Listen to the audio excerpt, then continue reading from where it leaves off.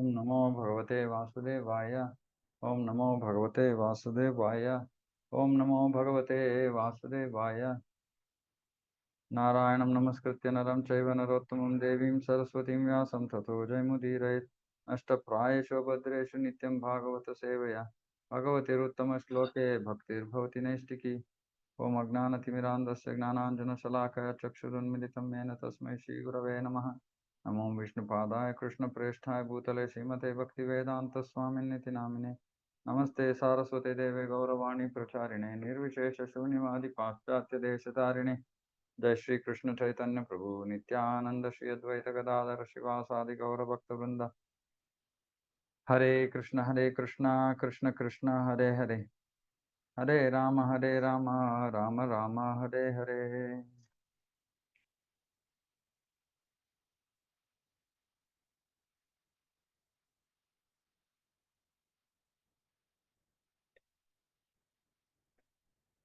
Okay, so we're reading from Srimad Bhagavatam, Canto 6, Chapter 1, Verse 20.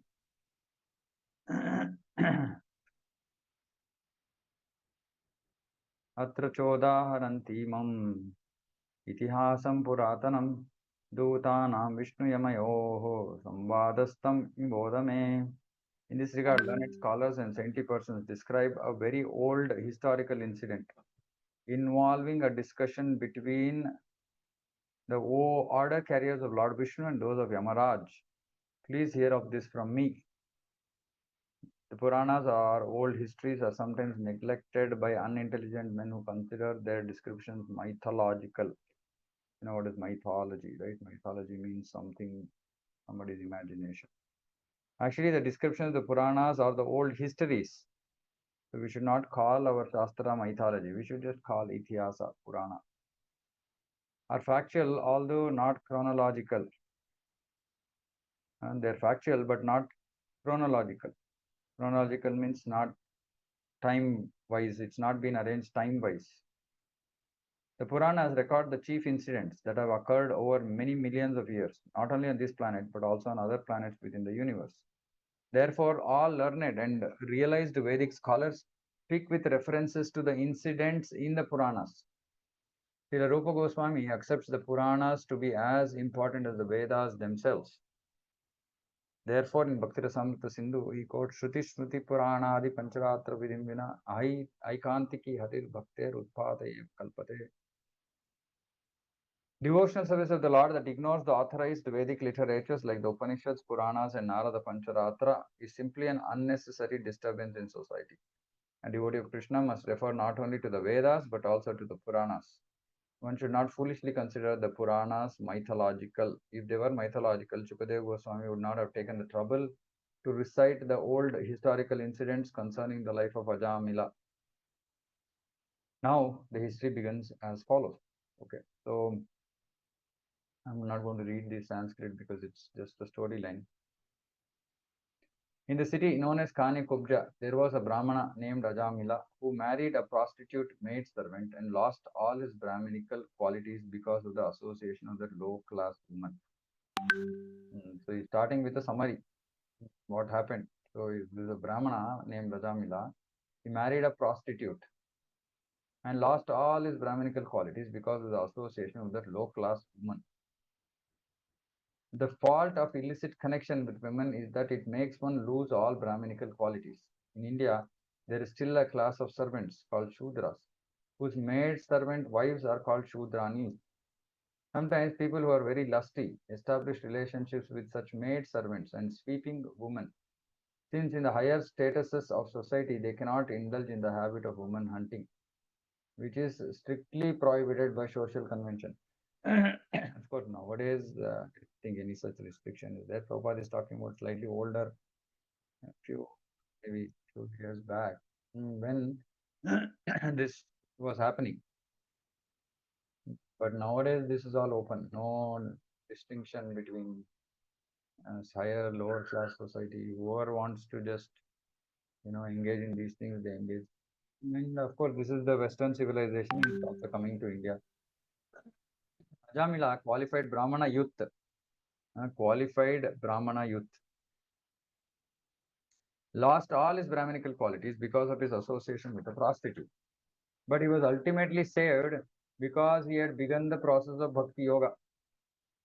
Therefore, in the previous verse, Shukadev Goswami spoke of the person who has only once surrendered himself at the lotus feet of the Lord. Hmm? Ajamila, qualified Brahmana, youth. He was a youth, a qualified Brahmana. He lost all his Brahminical qualities because of his association with a prostitute, but he was ultimately saved because he had begun the process of Bhakti Yoga. Therefore, in the previous verse, Shukadev Goswami spoke of the person who has only once surrendered himself at the lotus feet of the Lord. So, somebody, even if they have once surrendered, meaning Jamila had just started the process of Bhakti Yoga when he was young. So, he had only once surrendered or has just begun the Bhakti Yoga process. Bhakti Yoga means Savanam Kirtanam Vishnu, hearing and chanting of Lord Vishnu's names as in the Maha Mantra. Chanting is the beginning of the Bhakti Yoga. Therefore, Sri Chaitanya Mahaprabhu declares Hare Nama, Hare Nama, Hare Nama. Kevalam. Hello, Nasteva, Nasteva, Nasteva, Gatirantita. In this age of quarrel and hypocrisy, the only means of deliverance is chanting the holy name of the Lord. There is no other way, no other way, no other way. The process of chanting the holy name is always superbly effective. Superbly effective.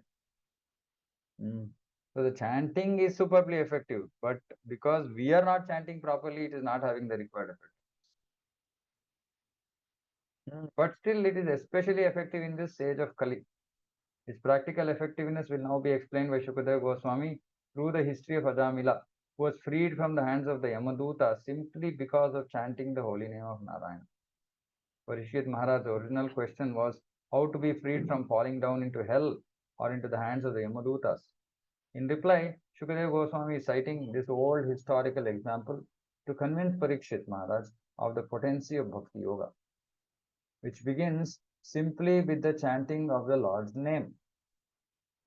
All the great authorities of Bhakti Yoga recommend the devotional process beginning with the chanting of the holy name of Krishna.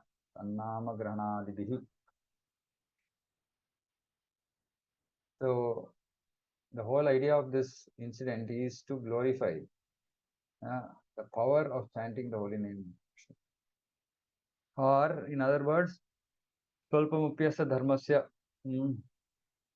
Even a little beginning of this Bhakti Yoga process, how effective, how powerful it is. Sayate Mahato Bhayat. It can save us from the greatest dangers. This fallen Brahmana Ajamila gave trouble to others by arresting them, by cheating them in gambling, or by directly plundering them. This was the way he earned his livelihood and maintained his wife and children. So this is the prostitute with the prostitute. So he gave trouble to others by arresting them, cheating them in gambling, directly plundering them. In this way, he earned his livelihood and maintained his wife and children. This verse indicates how degraded one becomes simply by indulging in illicit sex with a prostitute. Illicit sex is not possible with a caste or aristocratic woman, but only with unchaste Shudras. The more society allows prostitution and illicit sex, the more impetus it gives to cheaters, thieves, plunderers, drunkards, and gamblers. Therefore, we first advise all the disciples in our Krishna conscious movement to avoid illicit sex, which is the beginning of all abominable life, and which is followed by meat eating, gambling, and intoxication one after another. Of course, restraint is very difficult, but it is quite possible if one fully surrenders to Krishna. Restraint is very difficult, but it is quite possible if one fully surrenders to Krishna. Since all these abominable habits gradually become distasteful for a Krishna conscious person. If illicit sex is allowed to increase in a society, however, the entire society will be condemned, or it will be full of rogues, thieves, cheaters, and so forth. Just like how Ajamila became a rogue, thief, cheater. So we should understand this statement here is for all our anarthas. Whatever either regulatory principles or other sinful activities that we are doing, It could be any of those activities which we are not able to control ourselves. Restraint is very difficult. Controlling ourselves is very difficult. But it is quite possible if one fully surrenders to Krishna. Why? What will happen if one fully surrenders to Krishna? Since all these abominable habits gradually become distasteful for a Krishna conscious person. Hmm. So again, we have to understand this. This sense gratification has to become distasteful for a devotee. And it automatically becomes distasteful if we have fully surrendered to Krishna. Hmm. And like we've been talking, fully surrender to Krishna, absorb yourself, put your heart into Krishna consciousness, into every activity of Krishna consciousness that you're doing. Okay, this putting heart also. So there are, issues with devotees also become overly unnecessarily attached with other devotees. Overly meaning, don't cross. See, when you're having relationship with devotees, don't look at anybody on the material platform. Mm. So I see, like, devotees want to consider somebody else as mother, father. I mean, everybody is a Vaishnava. Vaishnava has to be respected and served. Why mother, father? These mother, fathers are all material relations. There is Krishna. Krishna is everybody's father. Krishna is everybody's mother. Mm. So we should not get into this. This another problem, right? One is becoming attached to material things. The other is becoming wrongly attached to devotees. Please don't look at other devotees on the material platform. Treat them with respect, and then there should be love and affection also, but not for that person, not for that body, for that Atma who is nicely serving Krishna, and try to serve them and learn from them. But yeah, it doesn't mean that we don't have good relations among devotees. We should have good relations among devotees, but not too much of this material consciousness. It's our contamination when we start looking at the devotees and kind of start associating them with, okay, he's like my brother, he's like my father, he's like my mother. I mean, this is all sentiment, right? He or she is a Vaishnava. And of course, I've been telling this also. Prabhus, please associate with Prabhus. Matajis, please associate with Matajis. I don't want or should not, Prabhus should not engage with Matajis. Matajis should unnecessarily not engage with Prabhu, irrespective of what the age difference is. It's very, very important to note this. Just keep distance, respect everybody from a distance. And affection is not proximity, right? And everybody has to be treated with respect and affection because they are Vaishnavas, they're dear to Krishna. So be very careful with your devotee relations, because more and more I'm seeing that these kind of devotees are getting into this kind of, entanglement.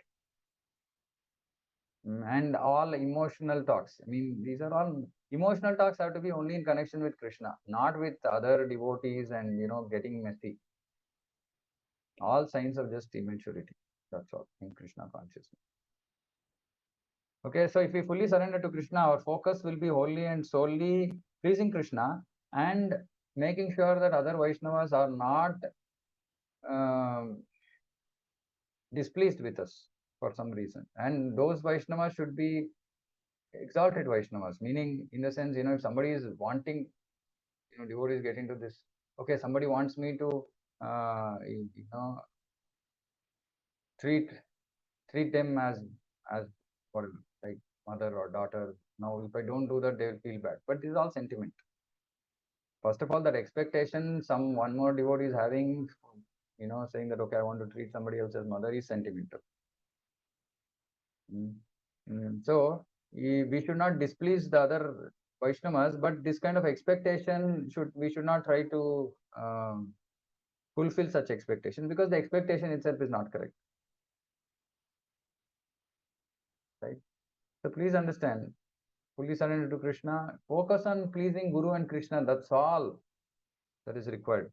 And good relationships, with other devotees, respectful relationships, service attitude with other devotees. That's what is required. Too much of, this, going too close to other devotees is not, I mean, like I said, Matajis can do with Matajis provided, I was just thinking about it. Why do Matajis call other ladies Matajis? Can somebody tell Matajis, obviously? Any realizations Matajis have?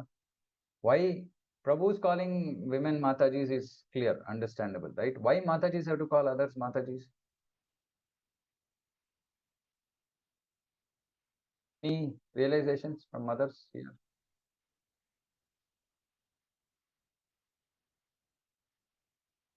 Why do you have to call others Mataji? You can just call them by the name or with respect or whatever, right? Why call Mataji?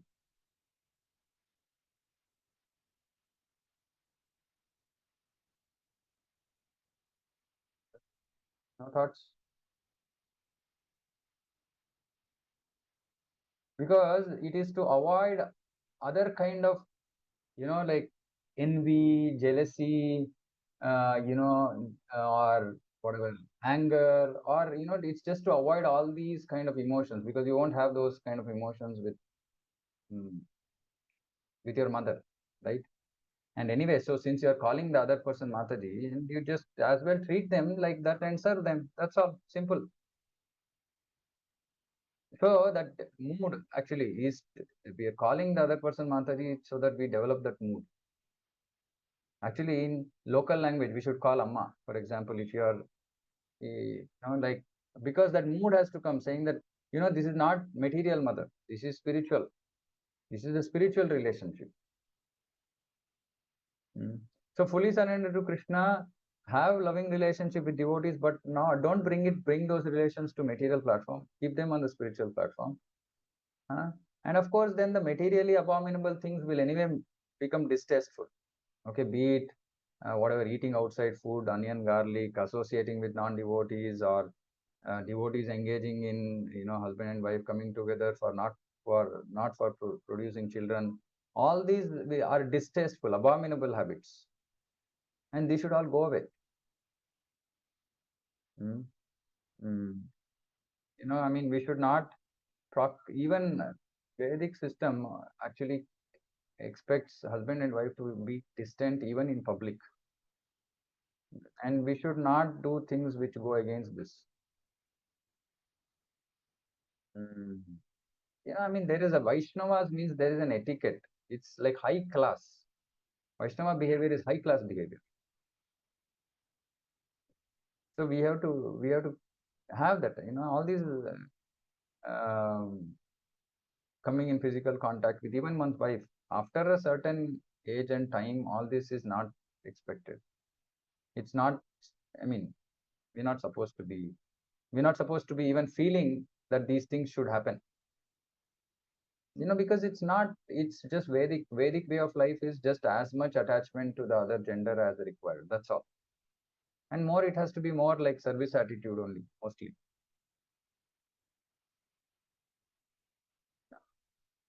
So all these abominable habits will go away, will become distasteful for a Krishna conscious person. Of course, here specifically it's talking about illicit sex. And like yesterday we were reading, no, brahmacharya, top class brahmacharya is where we are not even looking at other women. Forget about talking to them. Not even looking at them. Mm, not even thinking about them. And it's so challenging for preachers. It's very difficult. Mm. But again, if we don't keep our mood, that we are not the enjoyer, we are just servants. We are here to serve everybody. Krishna has given us the position to serve, whether it's Prabhu or the Ma or Mataji. And then we can try to protect ourselves. Otherwise, it's very, very difficult. So please understand that this is about fully surrendering to Krishna, Guru and Krishna. Everything else has is sometimes, I've experienced this recently, wherein because of, yeah, little bit over more than required attachment to devotees, we become too involved in their material life, which is not at all recommended. Which is absolutely not recommended. Only as much as is required, as much as is mandatorily required. Because what happens is, if for example, like I'm just giving my own example, for me, anybody, whatever they do, whether material or spiritual, should be pakka. And when I see devotees in their material life being very sloppy, not being responsible, being unclean, all this, of course, cleanliness is also part of Krishna consciousness, but or somebody not managing their finances properly, somebody being, uh, what happens is, then I start thinking about how that they are not managing themselves properly. And if suppose it's not affecting their Krishna consciousness in it, let's assume it's not affecting their Krishna consciousness anyway, or that unnecessarily, now when I look at the devotee, only these their material mistakes come to my mind, which is also offensive, which is not required, right? And it results in attachment and unnecessary entanglement. So better not to get too much into the material lives of devotees. This is very important. Don't, unless somebody has a problem and that person, then we are there to help and serve. That's all, right? So if somebody in the day, some devotee community, somebody is unwell, then we have to do our duty. Like husband, if it is a Prabhu, then Prabhu will take care of, whatever physical requirements. Maybe if prasadam has to be cooked. Now these kind of things can be taken care by other families, which is nice, which is loving exchanges. Dadati Prativinad, right? But we should make sure that we don't go across the boundary. As and how, situational, where and required. Only preachers, they might have to, just to see if that material attachment of the devotee is affecting negatively their spiritual life, then maybe some intervention might be required, but not otherwise. So, because that is when we will not bring down these relations from spiritual platform to material platform. Is this clear? Does anybody have any questions? I am speaking about this because, I speak about all kinds of situations, issues that I am faced with. And I have to deal with certain devotees and having certain challenges. So then I openly address it so that others can also get benefited. Anybody has any questions? Is this clear?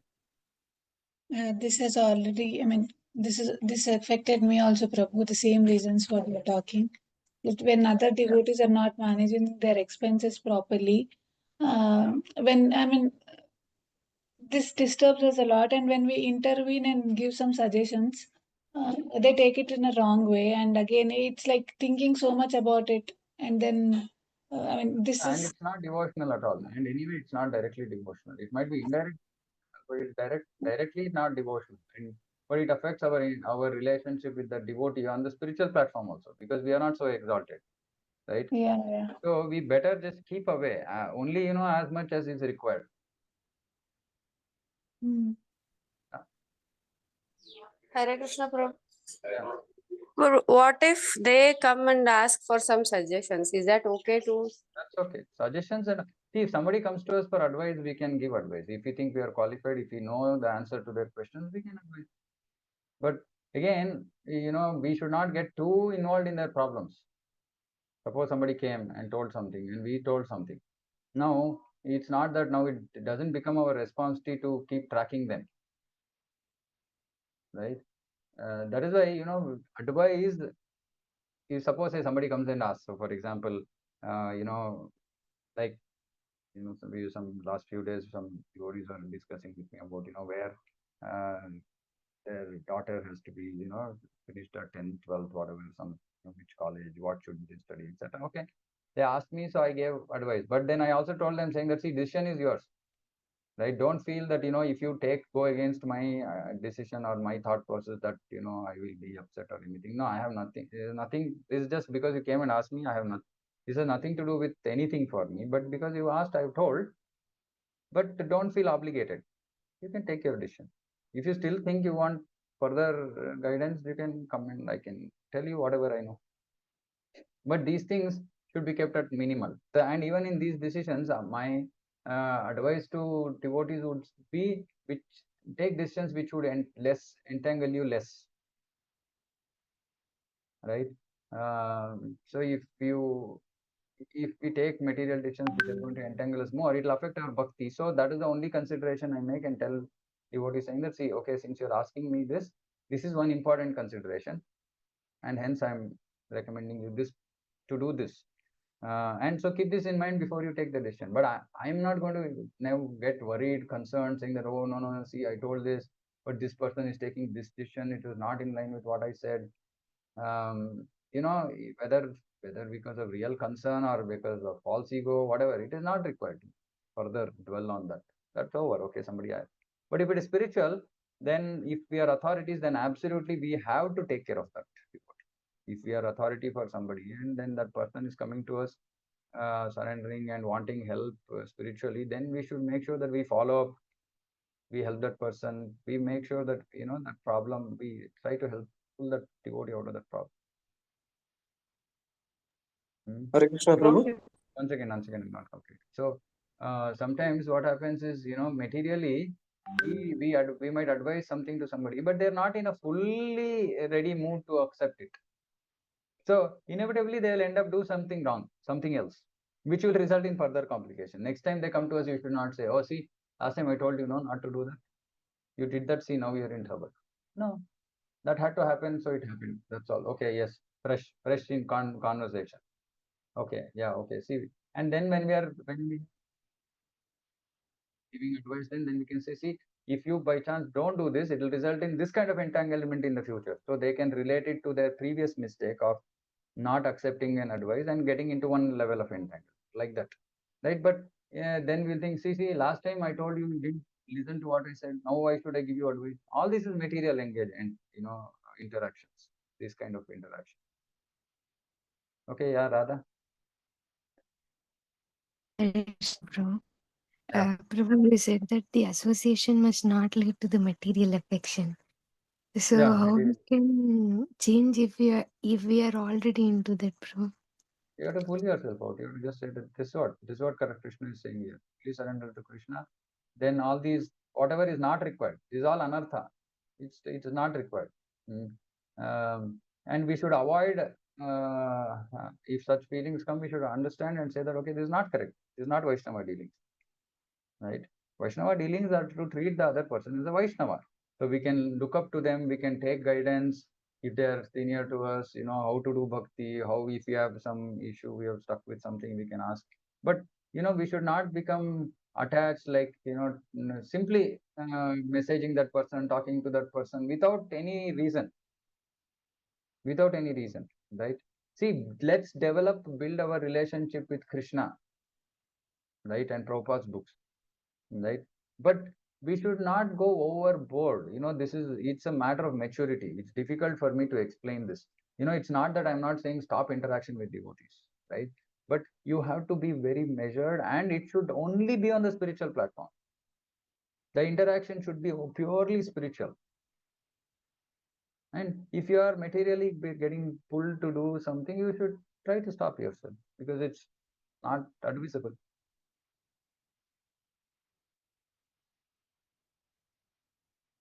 I mean, this one has to try, understand. When we hear some Shastra, we have to understand, okay, if I'm doing something wrong. And pray to Krishna for mercy, and then chant or play holy names wisely, rightly. Sometimes, Krishna, we will go through these situations, still we learn. We have to learn, basically. That's the whole point. Sometimes we learn it the hard way. Sometimes we learn it quickly by just hearing. Okay, if we are not able to overcome by hearing, then we have to go through the hard way, which is we will end up with some complications, and then we'll have to come out of it, seek help of other devotees, and then we will learn in course of time. But we should not bring it down to the material platform. This is the point I'm making. For service, I might, talk to some devotees 10 times a day, but it is just purely service. It's not like, Hare Krishna, Prabhu, how are you doing today? Then again, in the afternoon, Prabhu, what did you do since morning? All this is useless. it's simply wasting time, right? Because I have some emotional requirement which I'm trying to fulfill with other, but that emotion is material emotion. So anyway, I don't know. I mean, it depends on what your this one is, but yeah, generally we should try to pull ourselves back, saying, okay, this is not right. Let me try to deal with devotees on the spiritual platform. And spiritual relationships are more fulfilling. They are give us actually full happiness, more happiness. Okay. Yes, Anything else? thank you. Yeah. Sorry, it was a little bit of a force. I forced with this, somewhat. It's not abominable, but it's not some good habit. It's not a good habit, and we have to get rid of it. It's not like this. It's not distasteful, but it's just going to give us simply it's going to trouble us, right? So it's better if we learn from beginning only what is the way to deal with etc. Right? So that it'll just be more easier for us to manage things. Okay. Okay. I'm going to the next verse. My dear king, while he thus spent his time in abominable, sinful activities to maintain his family of many sons, 88 years of his life passed by. So Ajamila is now 88 years. Okay, so this sequence of verses, now what happens is now the full history is not being described here. The full history is described in the next chapter or yeah, I think next chapter.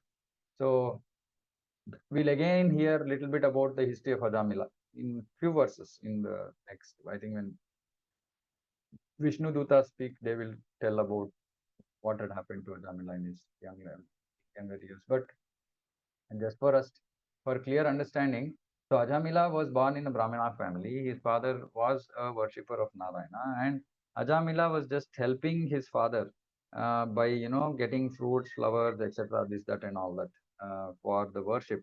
So he was engaged in some devotional service, and of course, because his father was the worshipper of Narayana, then there would have been devotees who would have come, and he would have interaction with devotees, like our devotee children have interaction with other Vaishnavas, right? So like that, there was an opportunity for him to do bhakti, and he had done some bhakti to some extent. But then, when he saw this prostitute one day, when he gone to the forest to get these flowers, etc., he saw this prostitute, and actually, we will read this. Vishwanath Chakravarti Thakur actually very nicely describes, saying that, when that prostitute and that Shudra were walking down the path, it so happened that Ajamila made eye contact with that prostitute. And because of that eye contact he made, he just got attracted. So which is why, brahmacharis are not even expected to look up at other women, because that eye contact is very dangerous. So this eye contact happened, and then it just resulted in his fall down. Dhyayato Vishan Punsan. So then he couldn't forget her eyes. He couldn't forget that, that, what he saw. Right. And then he had been married by then, but then, because he became so attracted to that lady, to the prostitute, that he didn't even know where she was.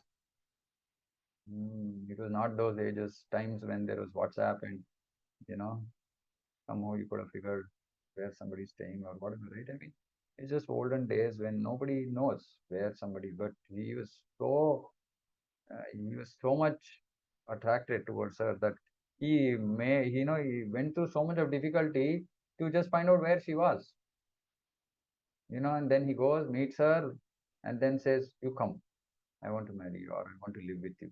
And then she says, "No, no, but you are born in a Brahmana family, you are in a cultured house. How will they accept me?" He said, "No, no, no, don't worry about all that. I will say that you are a maid servant. You come to do work for us." Prostitute said, "Okay. I mean, if you think you can manage, what do I? I mean, I have nothing to put. And if somebody is taking care of me without me having to do this, abominable profession, then it's fine. I'm happy with that."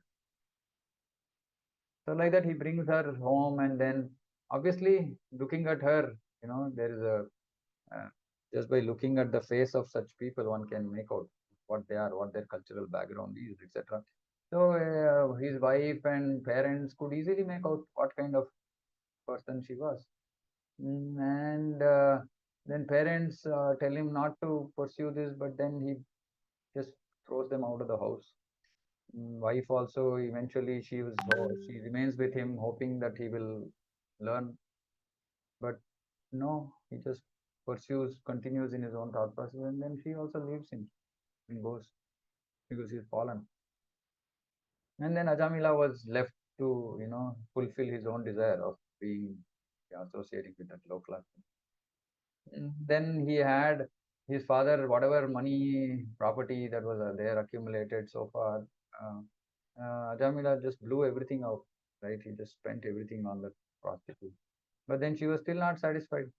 So then he had to do all these kind of things, arresting people, cheating people, uh, robbing them, and things like this, just to maintain that relationship. And not only that, he also maintain a family of many sons. So he even got children from the prostitute. So he spent his time in abominable, sinful life. This is sinful life. Living with a prostitute is sinful life. So he 88 years of his life passed away. So then we'll talk about and we'll continue this tomorrow. Okay, we'll stop here if anybody has any questions.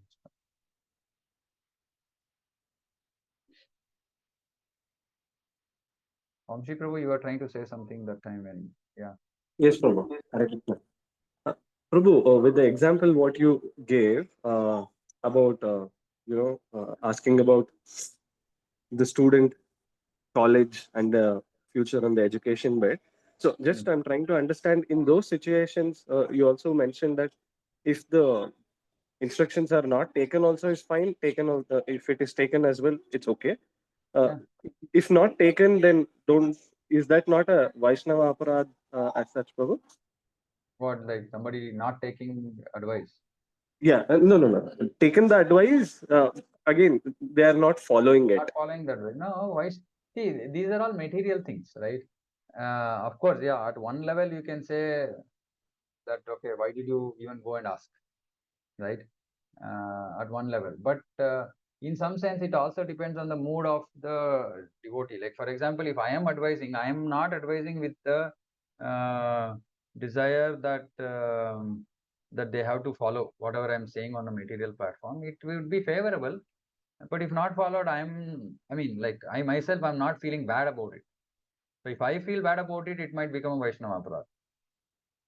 If I get offended that they didn't follow, but may not be the right thing to do also. Understood, Prabhu. Okay.